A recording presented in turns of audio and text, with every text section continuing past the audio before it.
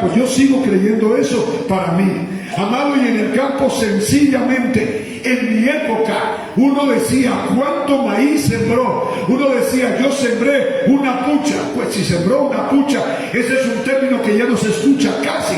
¿Qué es pucha? Es más o menos una libra, ¿cierto, Toño? Más o menos una libra. Una pucha es más o menos, porque se medía por pucha, se medía por cuartillo y se medía por almud. Por almud. El hermano Vitalino está. Los muchachos de hoy día no saben de eso. Entonces, si una persona decía, sembré una pucha, uno decía, pues va a coger más o menos. Si decía, sembré un cuartillo, que un cuartillo eran 4 puchas, decía, bueno, sembrar es una buena siembra. Y si decía, sembré un almud de maíz, pues le cuento, ¿cuántos son? 4 cuartillos. El hermano Vitalino, por eso es bueno hablar entre la gente que le entiende a uno. Quiere decir 4 cuartillos. Un almud decía, va a tener buena cosecha. Quiere decir, sembró mucho, va a coger mucho. Sembró poco, va a coger poco. Y sabe que Pablo lo lleva al plano de la generosidad de la iglesia. Pablo lo lleva a esto. Pero esto digo, el que siembra escasamente, también segará escasamente. Y el que siembra generosamente, generosamente también segará. Amado, si usted siembra mucho, mucho va a coger. Si usted siembra poco, poco va a coger. Quiere decir, cuando nosotros ofrendamos, cuando nosotros diezmamos, bueno, hagámoslo porque es para el bien de la obra del Señor. Amado, déjenme decirle que hasta hace poco que terminamos el trabajo con las escuelas, pero nos demandó siempre mucho gasto. Pero sabe una cosa, para nosotros no es gasto, es una inversión que estamos haciendo en los niños, en las escuelas. Así que vale la pena invertir en los niños, en los adolescentes. Digan amén, hermana. Vale la pena, vale la pena. Invierte en su familia, invierte en sus hijos. Vale la pena, vale la pena. Papi, sígase, mi amor. Vamos esta mañana a ofrendar y a diezmar. Si usted trajo su ofrenda, si trajo su diezmo, lo quiere depositar esta mañana, muchas gracias. Porque es para la obra del Señor. Parece, mi amor. Y yo le he dicho a él que se afeite, me dice que no quiere afeitarse. ¿A quién se quiere parecer? Un profe. Se quiere parecer a un profe y otras veces dice que se quiere parecer al papá, pero él se quiere hacerse la barba así como el papá. Vamos a ver. Padre, bendecimos tu nombre. Te damos gracias esta mañana por tu presencia, por tu amor y tu ayuda. Gracias, Señor, porque nos permites estar en este lugar y también dar para el expandimiento de tu obra. Señor, ayúdanos a tener corazones generosos y corazones dadivosos. Te bendecimos y te alabamos y ofrendamos y diezmamos con acción de gracias en el nombre de Cristo Jesús. Amén y amén.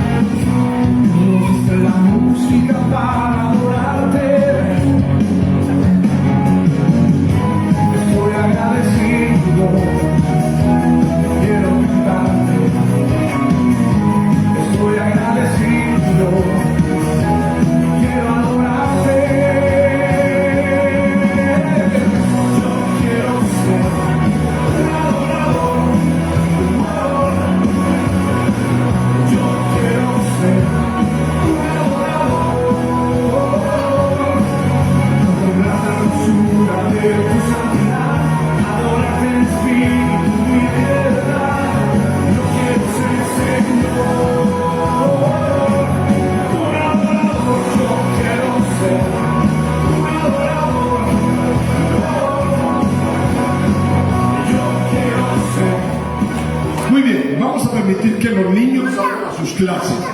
Los niños salgan a sus clases.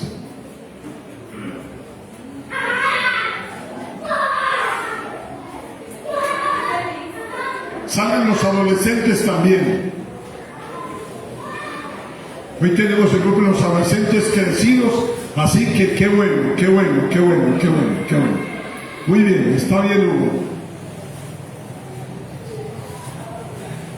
Emilce María de la Cruz. Se me sientan más adelante, venga, aquí hay una pareja muy solos, hágale trío ahí, hágase amigo con ellos, Emilce, dígale, mucho gusto, me llaman Emilce. Eso es. Es que sabe una cosa, hay hermanos en las iglesias que ni siquiera se conocen. Y yo digo, no puede ser una iglesia tan pequeña como fuera, que fuera una iglesia de 500, de 1000 personas. Yo diría, no. Imposible. Muy bien, debemos de empezar ya a leer. Faltando un cuarto para las 12 me termina, porque tenemos la presentación de un niño y tenemos la Santa Cena. Así que, siga a leer, por favor.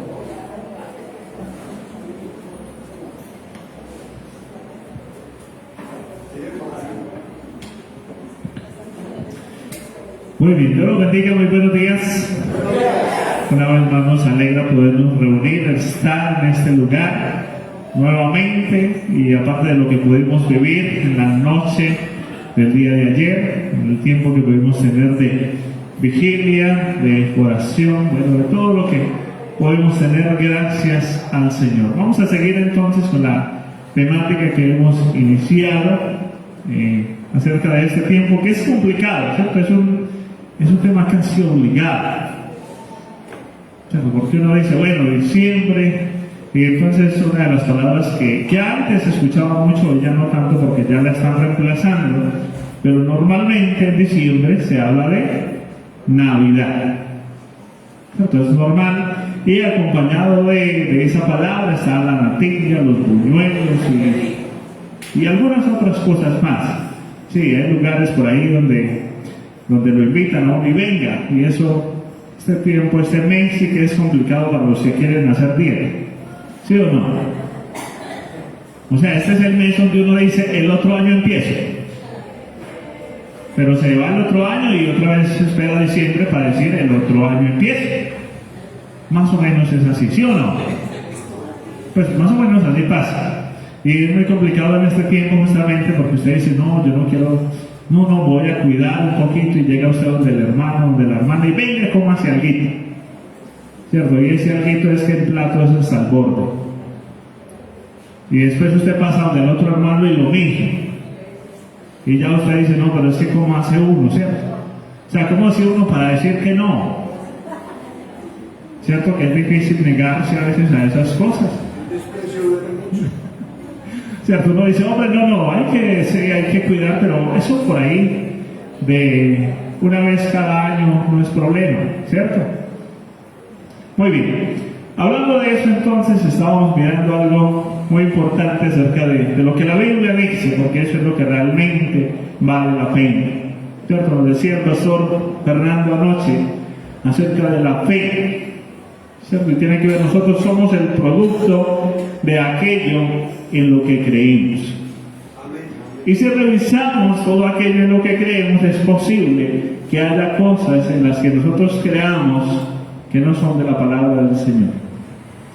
Es posible que aún haya todavía algunos agüeros, algunas ideas medio raras dentro de nosotros que creemos, ¿cierto? No sé ustedes si alguna vez escucharon aquello de que había que poner la escoba detrás de la puerta, y eso ¿para qué servía?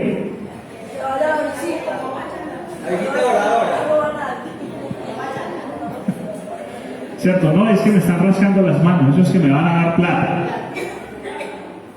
Sí, y ahí para allá podríamos hacer una lista de cosas, y sabe que es posible que algunas de esas cosas nosotros todavía las tengamos como, oiga, ¿será que sí? ¿O será que no?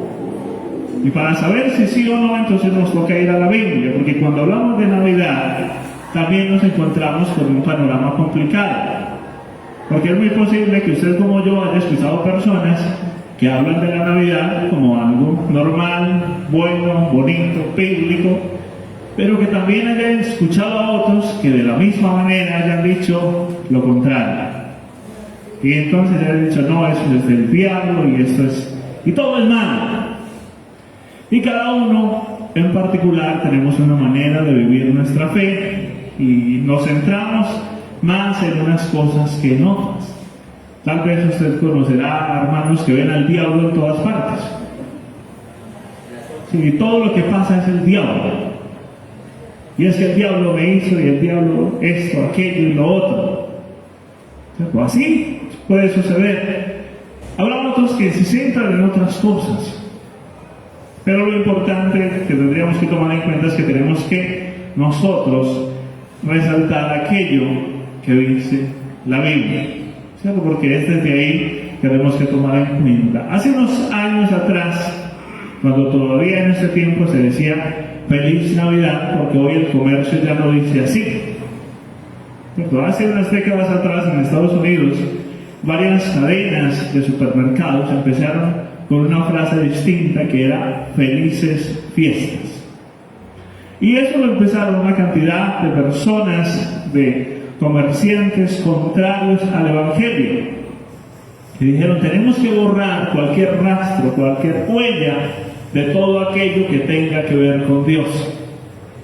Y la Navidad de una u otra manera le recuerda a la gente que Dios existe, que el Señor Jesucristo vino y nació en esta tierra. Entonces, como hay que quitar eso, como no le podemos estar recordando a la gente esa idea, entonces ya no vamos a hablar de Feliz Navidad, sino que ahora vamos a hablar de Felices Fiestas.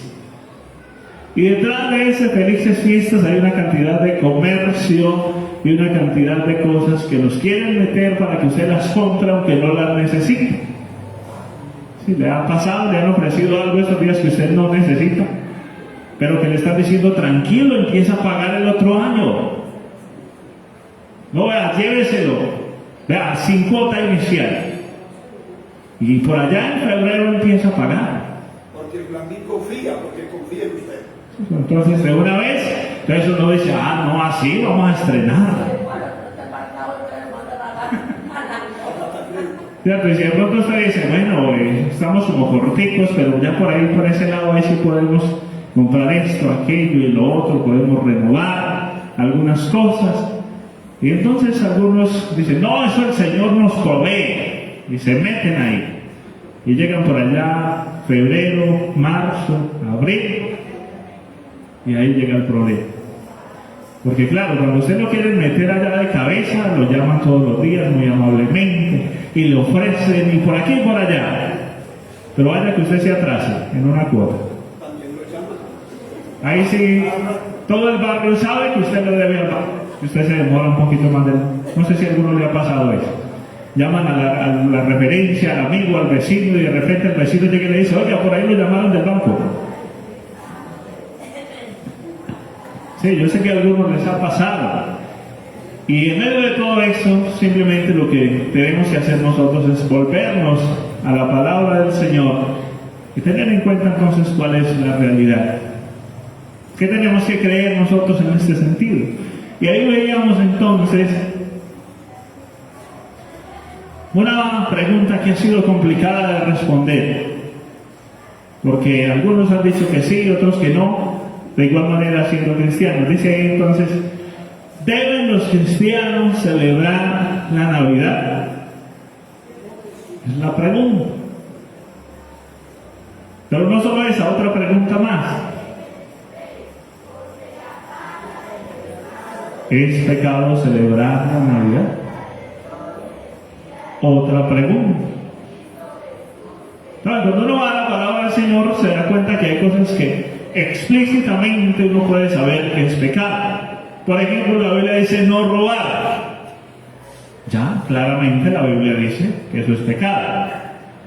Pero hay otras cosas en las cuales la Biblia no lo dice de una manera explícita, textual. Y en ese punto entonces nos toca ir más profundamente a estudiar la Escritura para saber entonces sí o no. Ahora, yo no voy a decirle sí o no, simplemente voy a contarle lo que la Biblia dice acerca de esto, y ya usted podrá tomar su propia decisión acerca de lo que es. Veamos algunos de los significados. Bueno, Isaías 9:6, que nos dice: porque un niño nos es nacido, Hijo nos es dado y el principado sobre su hombro, y se llamará su nombre admirable, consejero, Dios fuerte, Padre eterno, príncipe de paz. También veíamos en Mateo 1:21, dará a luz un hijo y le pondrás por nombre Jesús, porque él salvará a su pueblo de sus pecados. Y el versículo del cual nace precisamente esa palabra que conocemos, Navidad, de donde toma su significado de este versículo: hoy les ha nacido en la ciudad de David un Salvador, que es Cristo el Señor. Es el versículo que define el significado de la Navidad. Pero para tener un significado más completo, les decía también que en palabras muy cortas, básicamente Navidad significa nacimiento del Salvador. Pero para ser un poquito más bíblicos, más claros, entonces le doy una definición un poco más clara, que dice: es la celebración del momento histórico en el cual Dios vino a la tierra en la persona de su amado Hijo Jesús para reconciliar consigo al hombre pecador mediante su muerte sustitutiva en la cruz. Así que básicamente podríamos decir que la Navidad es la celebración de recordar aquel momento en el cual el Señor Jesucristo, Dios hecho hombre, vino a esta tierra y habitó entre nosotros. Ahí inicia. Pero a través del tiempo y las edades han habido muchos factores en el camino que son los que han hecho difícil para nosotros entender esta situación. ¿Qué es lo que se nos ha hecho difícil? Así que yo lo que quiero que hagamos esta mañana es que vayamos al relato bíblico e histórico de lo que tiene que ver, según la palabra del Señor, con ese acontecimiento. Y le voy a mostrar entonces de manera ordenada, en orden, de acuerdo a la Escritura, cómo sucedieron aquellos hechos, para que usted lo tenga en cuenta. Esas son las citas, y esas citas que hay ahí, ese es el orden en el que sucedieron las cosas. Es decir, que si usted termina de leer Lucas 1, 5 al 80, para continuar lo que pasó al otro día, no puede seguir al capítulo 2, sino que tiene que ir a Mateo 1, 18 al 25. Luego, cuando leen Mateo 1, 18 al 25, para continuar en lo que fue el siguiente acontecimiento, tienes que regresar a Lucas capítulo 2, versículos 1 al 40. Y al finalizar ahí, para seguir en el orden bíblico e histórico, tienes que nuevamente regresar a Mateo capítulo 2, versículo 1 al 23. Así que vamos a iniciar en ese orden entonces con Lucas capítulo 1, versículo 5 en adelante. Y ahí encontramos entonces el relato bíblico e histórico de este gran acontecimiento que cambió la historia de la humanidad para siempre, que cambió incluso la manera como se medían los años. Que les decía también, hoy estamos a punto de finalizar el año 2022. ¿De dónde sale ese 2022? ¿Por qué no estamos en el año 1000? ¿Por qué no estamos en el 4000? ¿De dónde sale esa fecha? Antes y después de Cristo. Del nacimiento del Señor Jesucristo. De ahí nace esa fecha, y por eso los acontecimientos importantes que han sucedido después, si usted va a cualquier libro de historia, le va a decir tantos años después de Jesucristo. O si ese acontecimiento fue antes del nacimiento de Jesús, le va a decir tantos años antes de Jesús. Porque toda la historia, aunque a algunos no les guste así, se mide, se toma en cuenta como punto de partida el Señor Jesucristo. Es el centro de la historia universal, aunque algunos no lo acepten, pero no hay como contrarrestar esa verdad, porque es una verdad universal. Muy bien, teniendo en cuenta esto, vayamos entonces a Lucas capítulo 1, versículo 5 en adelante, que es donde inicia el relato de este acontecimiento. Y dice así: Hubo en los días de Herodes, rey de Judea, un sacerdote llamado Zacarías, de la clase de Abías. Su mujer era de las hijas de Aarón y se llamaba Elizabeth. Ambos, versículo 6, eran justos delante de Dios y andaban irreprensibles en todos los mandamientos y ordenanzas del Señor. Versículo 7, pero, nos hablaba el pastor Fernando anoche del contraste que tiene que ver con esa palabra, ¿cierto? Hay un cambio ahí, dice, ellos eran irreprensibles, justos delante de Dios, pero no podían tener hijos. ¿Cuál era la razón? Porque Elizabeth era estéril y ambos eran de edad avanzada. Aconteció que ejerciendo Zacarías el sacerdocio delante de Dios, según el orden de su clase, conforme a la costumbre del sacerdocio, le tocó en suerte ofrecer el incienso entrando en el santuario del Señor. Aclarando de paso ahí que cuando dice le tocó en suerte, no es que él se iba a leer el horóscopo y a ver el número de la suerte para este fin de semana, a ver qué le tienen los astros y todas esas cosas. No, simplemente que había un orden en todos los sacerdotes que si usted los lee desde el Antiguo Testamento, ellos se ordenaban por fechas. Entonces a usted le toca en este tiempo, usted sigue después de él y así. Y en el turno que le tocó a él es donde viene un acontecimiento importante, versículo 10. Y toda la multitud del pueblo estaba afuera orando a la hora del incienso. Él estaba dentro y dice, y se le apareció un ángel del Señor puesto en pie a la derecha del altar del incienso. Y se turbó Zacarías al verle y le sobrecogió temor. Estamos hablando de un hombre temeroso de Dios, justo, que la misma palabra da ese testimonio. Se le aparece un ángel del Señor y ¿qué pasó? Tuvo miedo. Ahora, ¿qué pensaría usted? ¿Cuál sería su reacción si a alguno de nosotros nos pasara? Si a usted se le aparece un ángel del Señor, ¿cuál sería nuestra reacción? Mire que nosotros tal vez a veces anhelamos esas cosas, pero ¿qué pasa si un día se cumple? ¿Cómo reaccionaríamos ante esa situación? Ahora, ¿cómo son los ángeles? Altos, bajitos, gordos, flacos, blancos, morenos. Eso, tienen alas, no tienen alas. ¿Cierto? Ahora, si hablamos de ángeles, bueno, no nos metamos ahí porque quiero ir en este orden hacia lo que estamos hablando. Dice el versículo 13, pero el ángel le dijo, Zacarías, no temas, porque tu oración ha sido oída y tu mujer Elizabeth te dará a luz un hijo y llamarás su nombre Juan.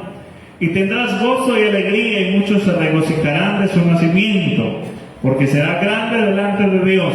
No beberá vino ni sidra y será lleno del Espíritu Santo. Escuche esto, aún desde el vientre de su madre. ¿Qué es eso? Qué importante que la Biblia nos dé este caso. Ahora, esto no sucedía solo en esos tiempos, sigue sucediendo al día de hoy.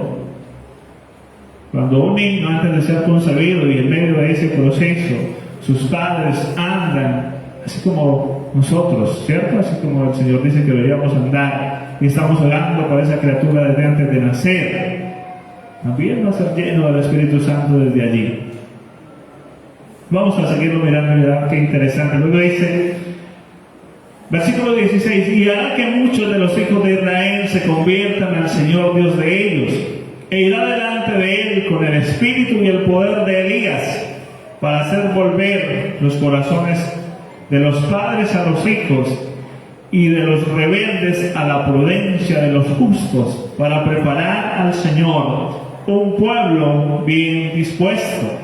Dijo Zacarías al ángel, ¿en qué conoceré esto? Pues soy muy viejo y mi mujer es de edad avanzada. Respondiendo el ángel le dijo, ¿cierto? Hasta este momento no sabíamos cómo se llamaba el ángel, pero ahora la escritura nos dice, yo soy Gabriel, que estoy delante de Dios y he sido enviado a hablarte y darte estas buenas nuevas. ¿Se acuerda que fue el ángel que se le apareció a Daniel?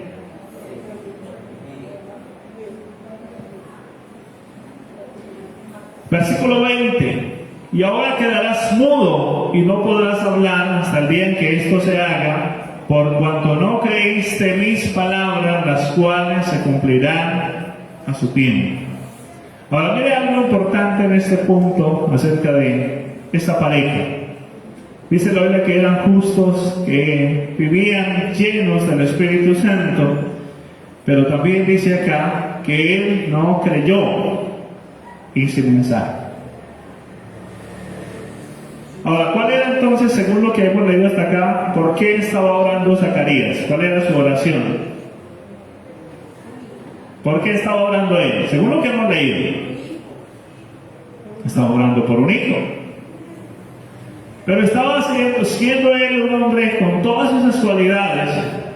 Estaba orando de la manera que a veces muchos de nosotros oramos, cuando decimos, bueno, voy a orar como por orar, pero eso no va a pasar. ¿Usted alguna vez ha orado así? ¿Sabe que si somos sinceros, sí hemos orado así? Diciendo, bueno, como por no dejar. Que el pastor me dijo que orara por eso, pues entonces, bueno, ¿qué más se va a hacer? Y a veces estamos orando, pero sin creer que va a suceder. Y en este caso vemos lo tan particular, porque él lo primero que le dice, su oración ha sido oída. Es decir, va a tener cumplimiento. Tú pediste un hijo, lo vas a tener. Pero él después de eso, y aunque sea el mismo ángel el que venga a decírselo, hace la pregunta, versículo 18, donde muestra que él todavía no tiene como muy claro que eso va a pasar. Porque dice, ¿en qué conoceré esto? Porque yo soy viejo y mi mujer es de edad avanzada. Y es donde me responde el ángel. Yo soy Gabriel, que estoy delante de Dios, y he sido enviado a hablarte y darte estas buenas nuevas. Y ahora quedarás mudo y no podrás hablar hasta el día en que esto se haga. ¿Por qué? Por cuanto no creíste mis palabras, las cuales se cumplirán a su tiempo. Pues él estaba orando por esta situación, viene la respuesta de Dios y él no cree en la respuesta que Dios le trae. Y estamos hablando de personas llenas del Espíritu Santo. Versículo 21. Y el pueblo estaba esperando a Zacarías y se extrañaba de que se demorase en el santuario. Pero cuando salió no les podía hablar y comprendieron que había visto visión en el santuario. Él les hablaba por señas y permaneció mudo. Y cumplidos los días de su ministerio, se fue a su casa. Es decir, terminó su turno en el templo, ya seguía otro, terminó sus días y se fue a su casa. Versículo 24. Después de aquellos días, concibió su mujer Elizabeth y se recluyó en casa por 5 meses, diciendo, así ha hecho conmigo el Señor en los días en que se dignó quitar mi afrenta entre los hombres. Porque tener un hijo en ese tiempo era algo demasiado importante en cada hogar y en cada familia. Los hijos eran el resultado de aquello que se anhelaba realmente cuando se conformaba una familia. Entonces, cuando en un hogar, en una familia no había hijos, como lo que nos contaba el pastor anoche, ¿se acuerdan? Los que estaban, ¿cierto? Que ya tenía 4 y el Señor le dijo, va a tener otro. ¿Cierto? Y la esposa diciendo, Señor, allá hay unas que no tienen ni uno, denles a ellas. ¿Cierto? Complicado. Sin embargo, sucedió para ella así, de esta manera. Dice entonces, versículo 26, al 6º mes, el ángel Gabriel fue enviado por Dios a una ciudad de Galilea llamada Nazaret, a una virgen desposada con un varón que se llamaba José, de la casa de David, y el nombre de la virgen era María. Y entrando el ángel en donde ella estaba, dijo, salve muy favorecida, el Señor es contigo, bendita tú entre las mujeres. Mas cuando ella le vio, se turbó por sus palabras y pensaba qué salutación sería esta. Entonces el ángel le dijo: María, no temas, porque has hallado gracia delante de Dios. Y ahora concebirás en tu vientre y darás a luz un hijo y llamarás su nombre Jesús. Este será grande y será llamado Hijo del Altísimo, y el Señor Dios le dará el trono de David su padre, y reinará sobre la casa de Jacob para siempre, y su reino no tendrá fin. Entonces María dijo al ángel: ¿Cómo será esto? Pues no conozco varón. Respondiendo el ángel le dijo: El Espíritu Santo vendrá sobre ti, y el poder del Altísimo te cubrirá con su sombra, por lo cual también el santo ser que nacerá será llamado Hijo de Dios. Y aquí tu parienta Elizabeth, ella también ha concebido un hijo en su vejez, y este es el 6º mes para ella, la que llamaban estéril. Según esto, lo que hemos leído acá, ¿quién era mayor entre Juan y Jesús? ¿Y cuánto tiempo? 6 meses, ¿cierto? Eran ya en este momento, Elizabeth ya tenía 6 meses de embarazo, mientras que María apenas iba a iniciar, porque apenas se le estaba anunciando. Y finaliza el 37, dice: porque nada hay imposible para Dios. Entonces María dijo: He aquí la esclava del Señor, hágase conmigo conforme a tu palabra. Y el ángel se fue de su presencia. Miren, cuando hablamos de María, es complicado tomar en cuenta el tema también, por lo que nosotros no hemos hablado mucho del tema acerca de María. ¿Quién fue ella? ¿Cuáles fueron sus cualidades, sus dones, su ejemplo? Sí, realmente no lo tocamos mucho porque ya la Iglesia Católica se ha encargado de hacer un poco de cosas extrañas, de enseñar una cantidad de cosas contrarias a la palabra del Señor, que aparte son un gran negocio para ellos, que si se retractarían de eso, pues se acabaría el negocio. Y entonces ahí es donde es lo que no quieren hacer, porque evidentemente si reconocen la verdad como está en la Escritura, pues sería un problema grande para ellos. Pero entonces, en este mismo sentido, es importante, quiero contarles algunas de estas cosas que suceden con María. La Iglesia Católica ha declarado acerca de María una cantidad de mentiras que tienen a la gente confundida, porque resulta que para la gente hoy no es el Señor Jesucristo quien salva, sino que es María también, y se le ha dado el título de corredentora, es decir, que María, según ellos, también puede salvar e interceder. Pero no, hay algunas cosas todavía mucho antes de ellos. Por ejemplo, desde el año 431, en el concilio de Éfeso, ellos hicieron una declaración según la cual María no es madre de Jesús, sino madre de Dios. De hecho, algunos católicos dicen que nosotros somos huérfanos porque no tenemos a María como nuestra madre. Entonces, nosotros somos huérfanos según ellos porque pasa eso. Pero resulta que dentro de esas cosas, bueno, hay varias cosas. También, hablando de María, por allá también hace un tiempo atrás, se hicieron varias declaraciones, como por ejemplo, la perpetua virginidad de María. Entonces, según ellos, pasan varias cosas. Esto sucedió en el año 374, ya como una declaración de fe de ellos, y que más adelante se confirmó en otros concilios que ellos tuvieron en el año 1215 y en el 1274. Según esta enseñanza torcida, lejana a la palabra del Señor, María fue ella, antes de nacer, ella fue concebida también sin pecado. ¿De dónde sacan eso? En la Biblia no está, pero a ellos se les ocurrió porque por ahí se podía montar un muy buen negocio. Entonces empieza a ir diciendo, y no solamente eso, miren que, es algo contrario a la simple lógica normal. Porque miren, se llega a este límite. Primero empiezan diciendo, ella fue concebida sin pecado. No es bíblico, es totalmente falso, pero para alguien de pronto con ningún conocimiento de la escritura, pues puede decir, bueno, puede ser. Pero luego dicen también que después de haber tenido al Señor Jesucristo, siguió siendo virgen. Vaya, pregúntele eso a cualquier médico ateo y le va a decir que eso no es posible. Y puede preguntárselo usted a un médico ateo, porque eso es contra la lógica, la naturaleza, la razón. Eso no es posible.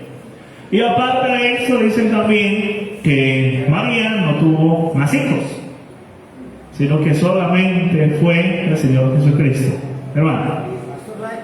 ¿Qué me dijo alguien sobre eso? Que Jesús, la vida ha tenido a Jesús, pero que el poder de Dios había hecho que ella regresara a su vida. Es poderoso. Claro, y aparte de eso está, usted y yo sabemos que la Biblia nos dice también que hubieron más hijos. Más Jesús tuvo más hermanos que se mencionan después, que muchos de ellos llegaron a ser apóstoles en el camino después de su vida, y que ellos también hicieron parte de toda esa labor. Y cuando se habla de Jesucristo como hijo de María, se habla como el primogénito, es decir, su primer hijo, no el único. Si fuera el único hijo, diría el unigénito hijo de María. Pero la Biblia dice el primogénito, es decir, el primero de varios. Ese es el orden normal, es lo que dice la Escritura acerca de María. Entonces, aparte de esto, aquí hablando acerca de María, dice también que al final de esos días María fue llevada al cielo en cuerpo y alma. ¿Ves? Eso se conoce como la ascensión de María. Entonces se supone, según esto también, que al estilo de Elías, así más o menos, pero Elías no es tomado en cuenta por ellos como alguien importante, María entonces, según esto, fue llevada al cielo en cuerpo y alma. Totalmente una herejía, pero detrás de eso hay un muy buen negocio, y para ellos lo importante es el negocio, es la plata. ¿Cierto? De hecho, si pudiéramos averiguar un poquito acerca de cómo se sostiene el Vaticano hoy día, usted se daría cuenta de que las grandes licoreras en Europa y tabacaleras les pertenecen a ellos. Así que puede averiguarnos un poquito de cerca, tenga esos datos y cuéntale a un católico de que ellos son los dueños de todo eso. ¿Cómo así? ¿Sí? Porque lo importante es hacer de la fe un negocio para ellos. ¿Sí? Y por eso son muchas otras cosas que se toman en cuenta de este tipo. Según eso, entonces, dicen ellos acerca de María. Entonces, bueno, la Inmaculada Concepción, esto fue ya declarado como dogma de fe para ellos por el Papa Pío IX el 8 de diciembre de 1854. Y la ascensión al cielo fue hecha por el Papa Pío XII el 1 de noviembre del 1950. Ya declarado como dogma de fe, es decir, que usted no puede cuestionarlo. Allá dijeron que es así, a usted le toca creerlo que es así. Donde dice en ninguna parte, pero ellos dijeron. Ya ascendió a partir de ese momento, de esa fecha. Antes de esa fecha no. Sí, de pronto estaba en el camino, no había alcanzado a llegar, uno no sabe. Eso siempre queda lejos. Sí, de pronto se había demorado, derrumbes, lluvias, todo eso. El camino de pronto era lejos y a veces estaba difícil de llegar. Muy bien, entonces todas estas cosas suceden acerca de María. ¿Qué es lo que han hecho entonces que ellos piensen de esta manera? Y es casi como, diría uno, cuentos de los hermanos Grimm para adultos. Dice el Papa que hay ahorita que lo que hace la Virgen en el cielo para que los que creen en ella entren, es que ella sabe que ellos no merecen entrar. Es el relato que él mismo da, o sea, es una cosa extraña. Y entonces él dice que la Virgen está por allá y que, según ellos, Pedro está en la puerta del cielo. ¿Cierto? Entonces resulta que ella mira la fila de los que están por allá, que están haciendo fila para la puerta, para entrar. y que ella va y encuentra en la fila a aquellos que eran devotos de él. Y entonces que ella los separa y en un descuido de Pedro los mete por un lado. ¿Ah? ¿Usted cree que eso tiene algún sentido normal, de lógica, de razón, de fe y sobre todo de Biblia? Absurdo totalmente. Eso no tiene sentido de ninguna manera. Me gustaría preguntarle a uno de ellos quién era el portero antes de Pedro. Pues no, y cuando Pedro va a descansar, a tomar el refrigerio y todas esas cosas, pues no, ahí todo el día se cansa. Usted imagina toda la fila, y esa fila no se acaba, todos los días se muere gente. Y esos llegan allá a hacer fila. Pues según ellos, según la Biblia, es una cosa muy diferente. Pero hace parte de aquellos cuentos que nos han visto a través del tiempo y que nosotros todavía tal vez no estamos como muy claros, pero María misma nos da la definición para saber quién fue ella y para tener clara esta situación. Volvamos a donde estábamos ahí en Lucas 1, versículo 43, porque este es uno de los versículos de los cuales ellos se pegan para decir algunas cosas. Bueno, desde antes, desde el versículo 41, leámoslo desde ahí para que entendamos el contexto también de una oración que si usted fue buen católico se la aprendió tiempo atrás.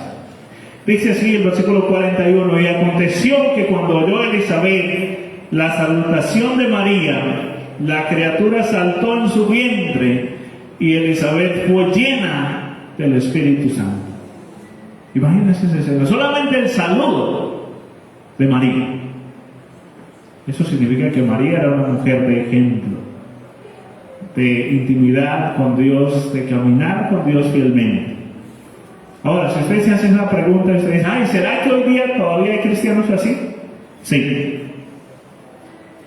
Claro. Dígame si no hay personas que solo con el hecho de usted saludarla usted siente algo especial de Dios. Claro. Todavía hoy, en este tiempo, siguen habiendo personas así, temerosas de Dios, entregadas al Señor. Pero nosotros a veces nos metemos por allá en una película donde no, eso ya no existe. Claro que sí. Que usted o yo no lo seamos, ya eso es otro asunto. Pero que siguen habiendo personas que aman al Señor, que viven para Él, por supuesto, y esa parte es el desafío para nosotros. Dice el versículo 42: y exclamó una voz y dijo, bendita tú entre las mujeres y bendito el fruto de tu vientre. ¿Le recuerda eso alguna oración que usted se sabía de otro tiempo? Una oración hecha a María, ¿cierto?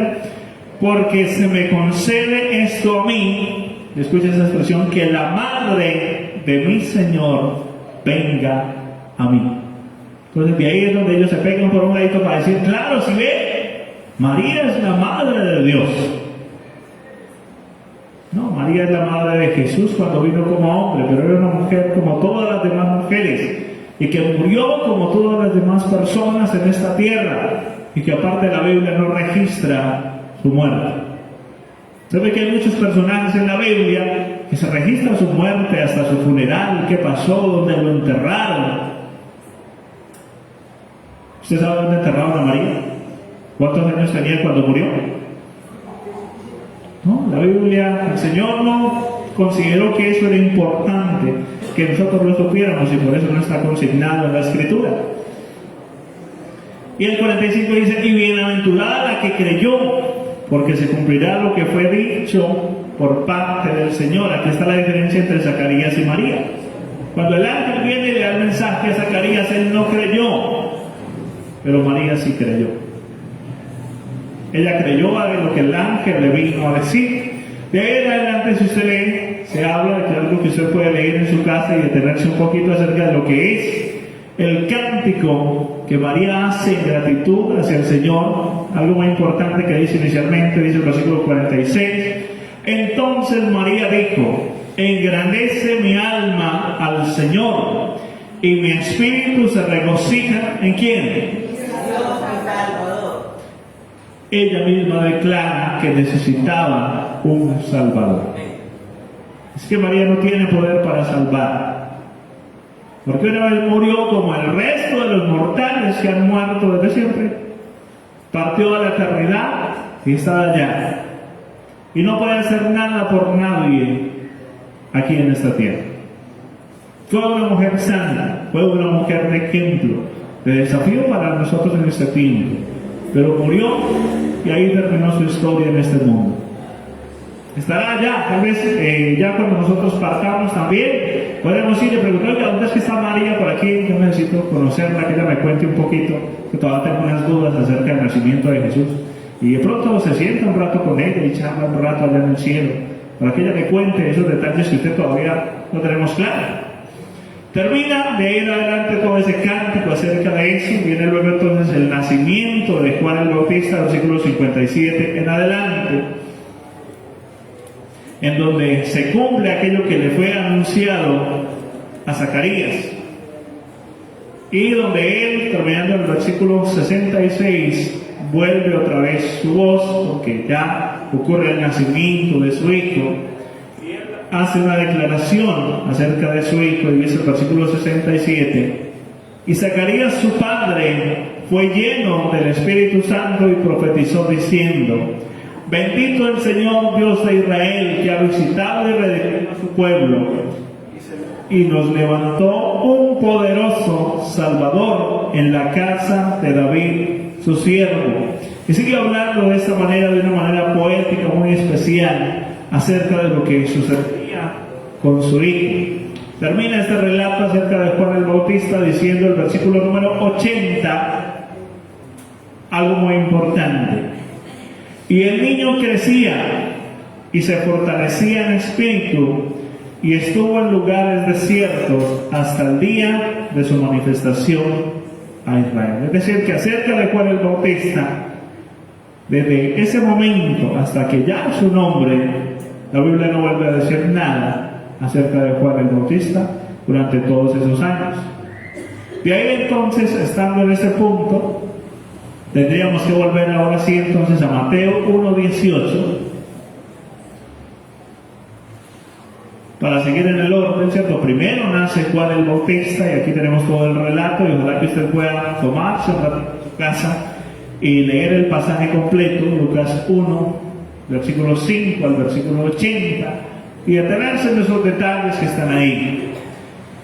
Después entonces entramos una vez más ahora sí a el nacimiento de Jesús. Y entonces pasamos en el orden cronológico a Mateo 1, 18 al 25. Y lo dice entonces algunos detalles interesantes acerca de Jesús. Dice, el nacimiento de Jesucristo fue así. Estando desposada María su madre con José, antes que se juntasen, se halló que había concebido del Espíritu Santo. Eso lo acabamos de leer allá en Lucas, donde se le aparece el ángel y le cuenta toda esa situación. ¿Cierto? Aquí entonces de una manera un poco más resumida se dice entonces que se sucedió entonces que se halló que había concebido del Espíritu Santo, versículo 19. José su marido, como era justo, no quería infamarla, quiso dejarla secretamente. Si ellos estaban pensando en casarse, ellos estaban ya en el compromiso del matrimonio, y resulta María embarazada. Así que él dice, bueno, había muchos proyectos, muchas cosas por hacer, ya no se va a poder. Si él hubiera declarado públicamente esto, María hubiera sido apedreada. Significa también que fue el riesgo que María tomó al obedecer al Señor, porque la ley misma decretaba esto. Entonces José dijo, bueno, yo no quiero que eso pase, así que me voy a ir secretamente. Ella va a aparecer, de momento sabrán que tendrá a su hijo, pero ya no la van a apedrear porque ella va a estar por allá sola en su casa y va a tener a su hijo. Era lo que estaba pensando José. Versículo 20. Y pensando él en esto, he aquí un ángel del Señor le apareció en sueños y le dijo, José, hijo de David, no temas recibir a María tu mujer, porque lo que en ella es engendrado del Espíritu Santo es. Y dará a luz un hijo y llamará su nombre Jesús, porque él salvará a su pueblo de sus pecados. Todo esto aconteció para que se cumpliese lo dicho por el Señor por medio del profeta cuando dijo: He aquí una virgen concebirá y dará a luz un hijo y llamará su nombre Emmanuel, que traducido es Dios con nosotros. Y despertando José del sueño, hizo como el ángel del Señor le había mandado y recibió a su mujer. Pero no la conoció hasta que dio a luz a su hijo primogénito y le puso por nombre Jesús. Muy bien, en este punto es muy importante resaltar la obediencia también de José. Pero que esa obediencia está basada en el conocimiento de él, de la profecía, en los tiempos donde él vivió. Porque cuando él entra en esta situación, que su esposa, bueno, la que iba a ser su esposa está embarazada, él piensa dejarla, se le aparece un ángel con un mensaje de Dios. Y ese mensaje es el que él ha escuchado en la profecía, que dice que una virgen concebirá y dará a luz un hijo. Aparte de eso, él es descendencia directa por el linaje real para ser descendiente, para ser heredero al trono. Entonces José, no nos lo dice la escritura así, pero es algo que José tuvo que haber hecho en ese momento, y es de acuerdo al conocimiento de la profecía que él tenía en su tiempo, saber, este es el tiempo donde esa profecía se va a cumplir. Así fue escrito por el profeta Isaías 7:14, donde dice este texto, que una virgen concebiría, que esa sería la señal. Y él compara la profecía con los tiempos, que justamente es para ese tiempo, con su genealogía, que dice que él era heredero directo del trono, por lo cual también entonces podría ser. Y tomando en cuenta todo esto, él decide obedecer, porque toma todos esos factores proféticos, bíblicos, y dice, es que se está cumpliendo en mí. Conocía la escritura. Conocía claramente todo lo que... Ahora, para él no era tan fácil conocerla como para nosotros hoy. De hecho, muchos en su tiempo se perdieron el nacimiento de Jesús. Lo leíamos en Juan capítulo 1, a los suyos vino, pero los suyos no lo recibieron. ¿Y por qué no lo recibieron? Porque no conocían la escritura, porque decían creer en Dios, pero a su manera, no como estaba escrito. José creía en Dios de acuerdo a lo que decía la Biblia. Por eso para él no fue difícil entender que ese momento era el cumplimiento de esa profecía. Y por eso acepta el mandato del Señor y dice entonces que despertando del sueño, versículo 24, hizo como el ángel del Señor le había mandado y recibió a su mujer. Y en el versículo 25 también hay varios argumentos fuertes para entender esta verdad. Dice, pero no la conoció hasta... Hace mucho gozo, y hay algo, hermano Toño, hace años escuché a un hombre casi llorando, era pastor, y me dijo algo que yo nunca lo había pensado. Escúchenme esto, en este momento se perpetúa la generación Henao, quiere decir el primer apellido de él será Henao. Si fuera una niña, el día que ella se case, ya los hijos no serán Henao, sino que serán el apellido del papá. En este momento mi apellido San Martín está desapareciendo. ¿Sabe una cosa por qué? Porque mi hija se casó, tiene 2 hijos varones y llevarán el apellido del papá. Mi hijo se casó y tiene una hija, lleva el apellido del papá, pero cuando ella se case, los hijos de ella no llevarán el apellido del papá, llevarán el apellido, no llevarán el apellido del abuelo, llevarán el apellido del nuevo esposo. Entonces a un hermano, un hijo se le mató y era el único hijo varón que tenía de apellido Quintana, y me dijo, va a desaparecer mi apellido Quintana, qué tristeza, yo no quisiera. Así que Toño, su generación se perpetúa, quiere decir que cuando este hombre llegue a ser adulto, bueno, digo adulto, no grande, porque si sale como el abuelo, no va a ser tan grande, va a ser adulto. Quiere decir que los hijos de él, cuando se case, seguirán siendo Enaú. Se va a perpetuar la generación Enaú. ¿Cómo? Si tiene un hijo varón, se perpetuará la generación Enaú. Quiere decir la generación mía se va a desperpetuar, a no ser que mi hijo le dé por tener con su esposa un hijo varón. Pero hay algo bien importante. Hay un pasaje de la Escritura, y yo me uno a la alegría de Carlitos y de Lina. Qué bueno, los hijos, la Biblia dice que son herencia del Señor, que son una herencia gloriosa. Hay un pasaje que quiero que lo coloque, por favor. Marcos 10, 21.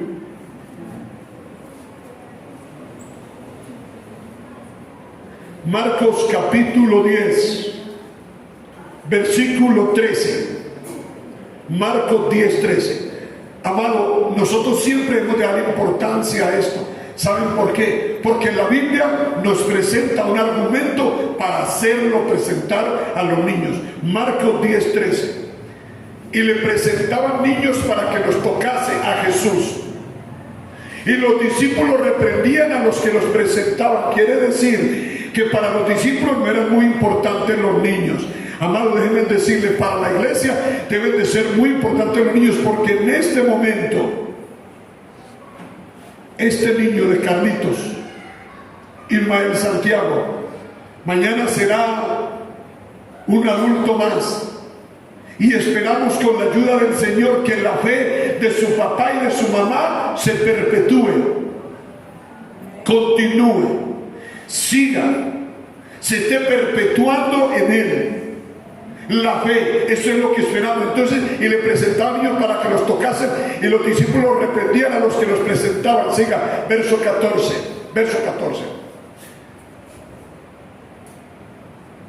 Viéndolo, Jesús se indignó. Me llama la atención que Jesús se puso enojado. Viéndolo, Jesús se indignó. Usted sabe que es indignarse. Quiere decir, Jesús también se enojaba con una indignación santa. Jesús se indignó y le dijo, me imagino que no le dijo, muchachos, no sean así. Ustedes, porque son así, como dicen en el Ecuador, no ha de ser malito, no sean malitos, muchachos. ¿Por qué rechazan? Se indignó y le dijo, dejen a los niños venir a mí y no se lo impidan, porque de ellos es el reino de los cielos. De los niños es el reino de los cielos, dijo Jesús.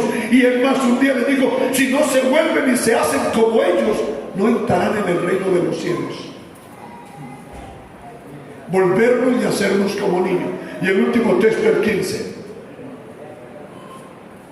De cierto os digo que el que no recibe el reino de Dios como un niño, no entrará en él. Hay que recibir el reino de Dios como un niño. Quiere decir inocente, quiere decir sin mancha, quiere decir de una manera, quiere decir humilde, sencilla, reconocer, porque eso es lo que hacen los niños.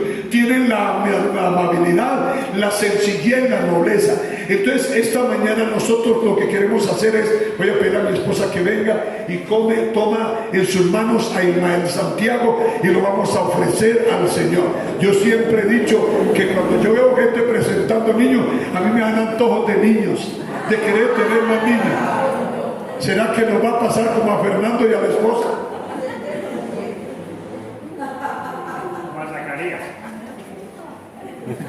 O a Zacarías, ¿por qué no? A Zacarías, después de viejo, ya habían perdido todo el sueño. Dios le dio un hijo a Zacarías. ¿Cuál es el problema, hermano? Usted, ¿por qué no tienen fe, hermano? Ella es la que no tiene mucha fe. Ella dice, no, como decía la esposa de Fernando, que se lo dé a otro que no tiene. Eso dirá ella, que se lo den a otros que no lo tienen y que lo desean. Póngase en pie, vamos a orar. Pero Ismael Santiago está fundido. Él no sabe en qué mundo está, no sabe quién lo trajo. Por eso es como nosotros creemos. Ellos tienen una inocencia. Vamos a orar. Padre, en el nombre de Jesús de Nazaret, bendigo, alabo y glorifico tu nombre. Te doy muchas gracias, Señor, por tu presencia, tu compañía, tu amor y tu bondad. Gracias, Señor, quiero darte por la vida de Carlitos, de Lina y de la niña. Padre, yo los bendigo en el nombre de Jesús de Nazaret. Y juntamente con mi esposa presentamos a Ismael Santiago en el nombre de Jesús de Nazaret. Declaramos, Dios mío, que tu mano bendita, que tu poder, que tu gracia, que tu verdad y tu bondad estarán sobre Ismael Santiago. Lo bendecimos con tu presencia, lo bendecimos con tu poder, lo bendecimos con tu gracia, lo bendecimos con tu amor y declaramos, Señor, que tu presencia estará sobre él y que él será un niño de bien. Él te amará, él te honrará, él te obedecerá, él te servirá. Lo declaramos cubierto, protegido con la bendición de Dios el Padre, la bendición de Dios el Hijo y la bendición del Espíritu Santo de Dios, para que lo guarden de toda enfermedad, de todo asedio del diablo y de todo pecado. Lo presentamos delante de ti y lo bendecimos, Padre, en esta mañana. Gracias, Padre, por la vida de esta familia. Declaramos tu presencia, tu compañía y tu amor, Padre. En el nombre de Jesús de Nazaret te lo rogamos, mi Padre, y te damos muchas gracias. Amén y amén. Levanten un aplauso al Señor.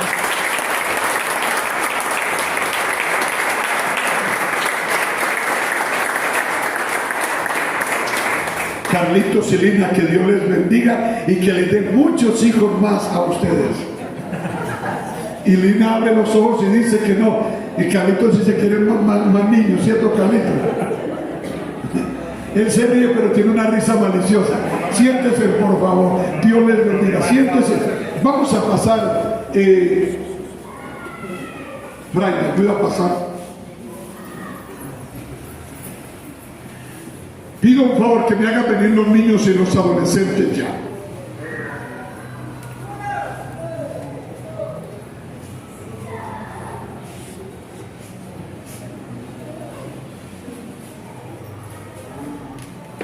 Bien, amados, vamos a participar de la Santa Cena.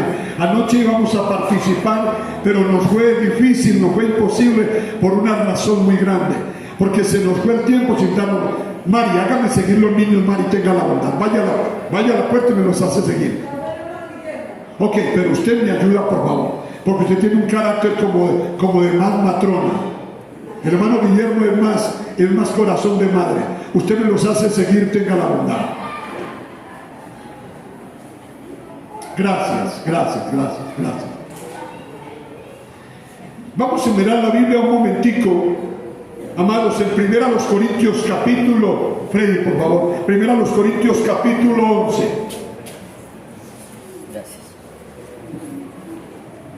Primera a los Corintios capítulo 11, verso 27. 1 Corintios 11, 27.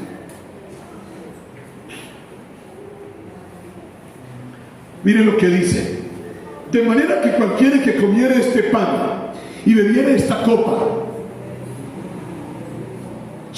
del Señor indignamente, será culpable del cuerpo y de la sangre del Señor. Deben decirle, hermano, la Santa Cena es una conmemoración, es un recordar. Cada mes yo lo hago y yo le recuerdo. Es un recordés, es una conmemoración de lo que Cristo hizo en la cruz del Calvario por ustedes y por mí. Eso debe ser claro. Versículo 28. Por tanto, pruébese cada uno a sí mismo y coma así del pan y beba de la copa. Dejemos hasta ahí. Síganse en adolescentes para adelante.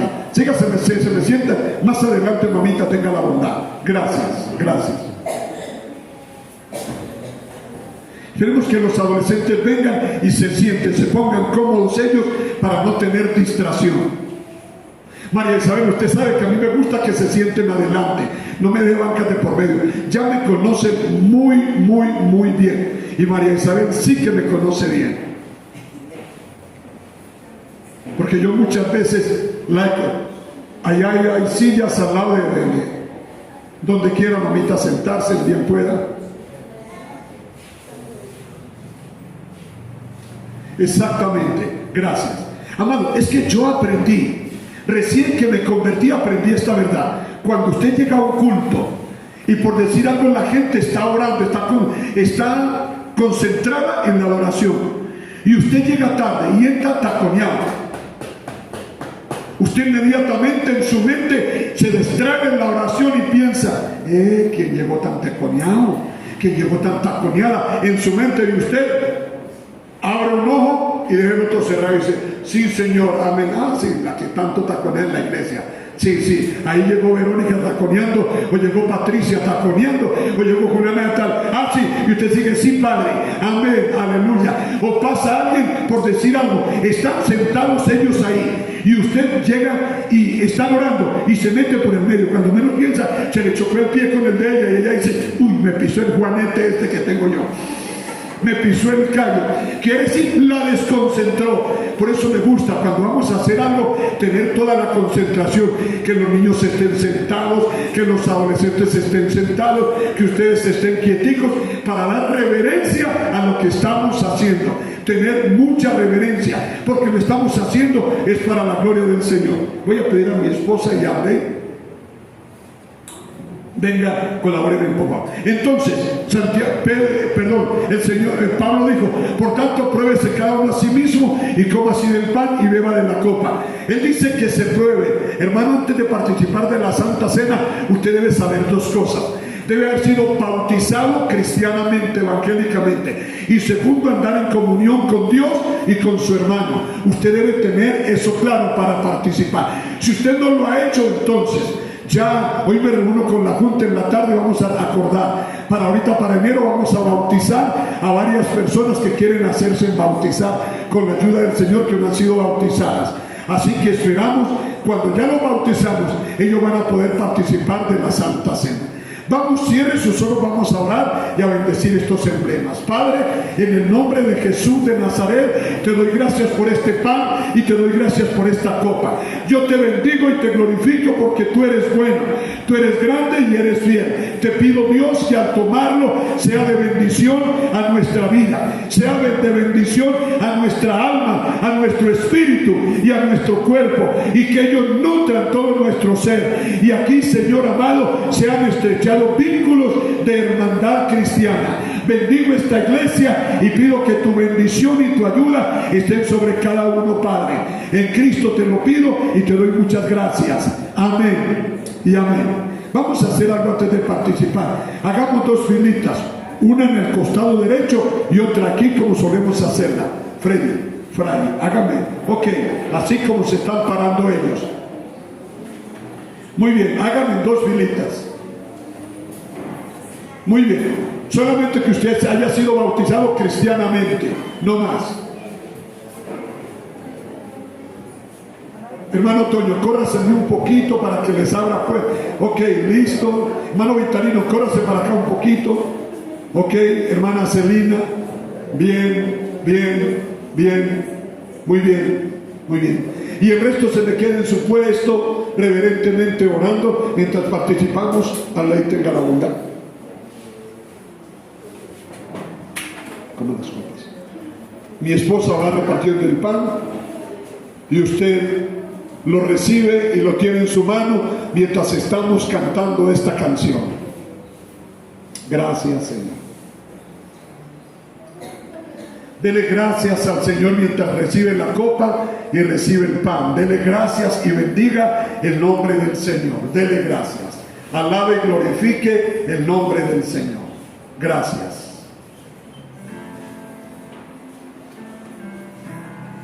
Gracias, Señor. Suele un poquito de volumen, tenga la hora.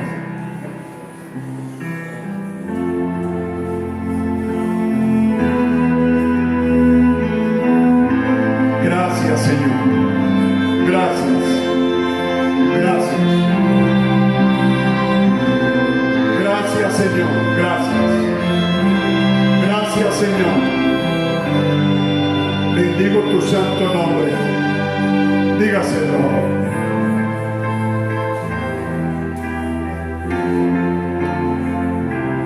Tuya por la eternidad. Dígalo. Que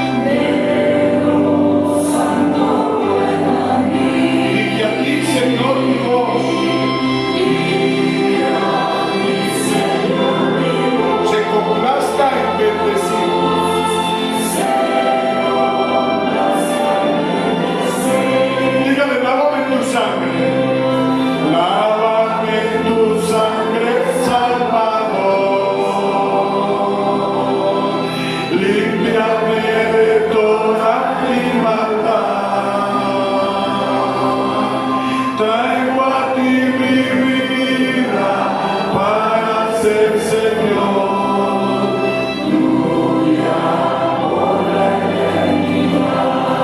Amados, el cuerpo de nuestro Señor Jesucristo, el cual fue partido por ti y por mí, preserve tu alma y cuerpo irreprensible hasta la venida del Señor Jesucristo. Estando agradecidos por lo que Cristo hizo por ustedes y por mí, y en obediencia al santo mandato del Señor Jesús, quien dijo: comamos todos de él, comamos todos del pan.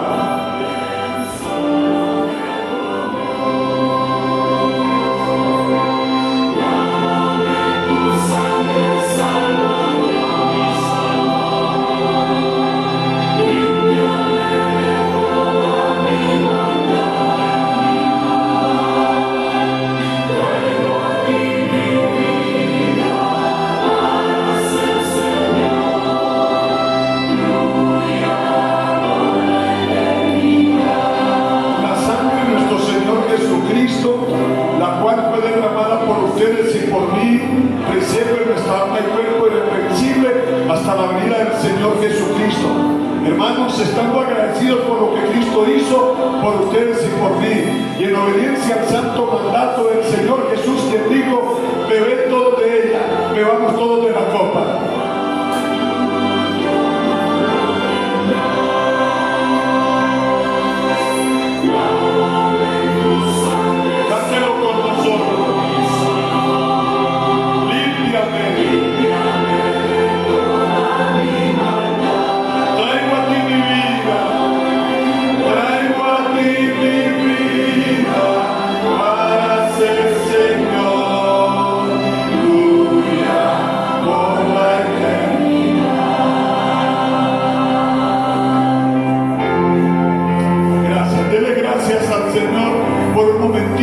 Señor, gracias porque me has permitido participar de estos emblemas sagrados.